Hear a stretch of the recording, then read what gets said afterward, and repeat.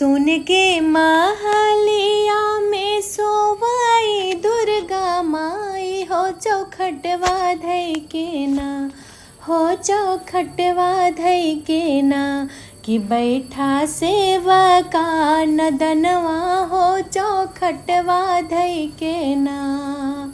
सोन की मंदिरवा में सोवई दुर्गा माई हो चौखटवा धई के ना, हो चौखटवा धई के ना, कि बैठा सेवका नदनवा हो चौखटवा धई के ना, कि बैठा सेवका नदनवा हो चौखटवा धई के ना।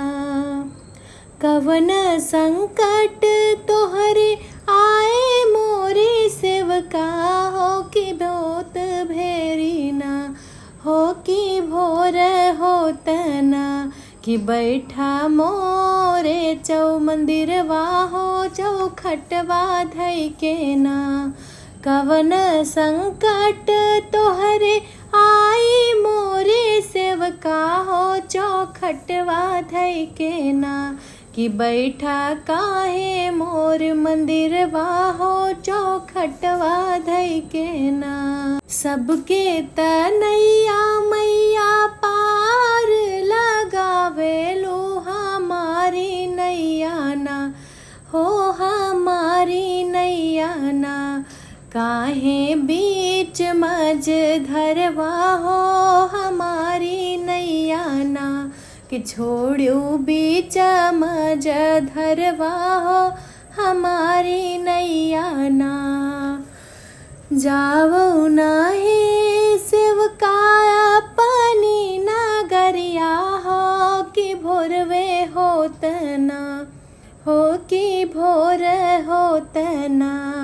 खुपौबा घरवा में खुशियाँ हो कि होत भेरना, पौबा घरवा में खुशियाँ हो बिहान होता ना। जावो नाही सेवका अपनी नगरिया हो कि होत भोरना, कि मिले अन धन सोनवा हो कि होत भेर भोरना। सोन के मंदिरवा में सोवई दुर्गा माई हो चौखटवा धई के ना। रोवई एकई बझनिया हो चौखटवा धई के ना। रोवई बैठी तिरियवा हो चौखटवा धई के ना। कवने संकट तोहरे पड़ा हो तिरियवा हो चौखटवा धई के ना, हो कि होत भोरे ना। काहे रो मोर मंदिरवा बाझन होत भोरना, काहे रो मोर मंदिरवा तिरिया चौखटवा धई के ना। सबका त दिहलू मैया दुई चार ललनवा हो कि हमारी बेरियाना, ए माई मोरी हमारी बेरियाना।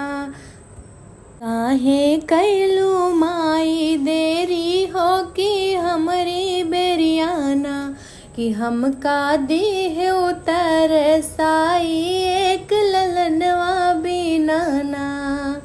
जावो नाहे बेटी अपने भावनवा हो कि भोर होतना, हो बिहान होतना।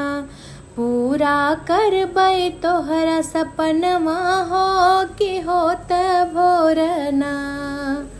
जावो नाए बेटी अपनी भावनवा हो बिहान होतना। खेलई गोदी में ललनवा हो कि नवे महीनवा ना। खेली है गोदी में ललनवा हो कि नवे महीनवा ना। जैसे कि मैया तू हूँ हमें जुड़वायु मैया, ओइसे ओइसे ओइसे ना, हे देवी माई ओइसे ना, कि नित दिन करब तोहर सेवकिया हो कि ओइसे रोज औबै तोहरा मंदिरवा हो चौखटवा बैठब ना, कि मंगबै माई से मगनवा हो कि खुश होई के ना, कि दबबै माई के चरनिया हो कि रोज औबै ना।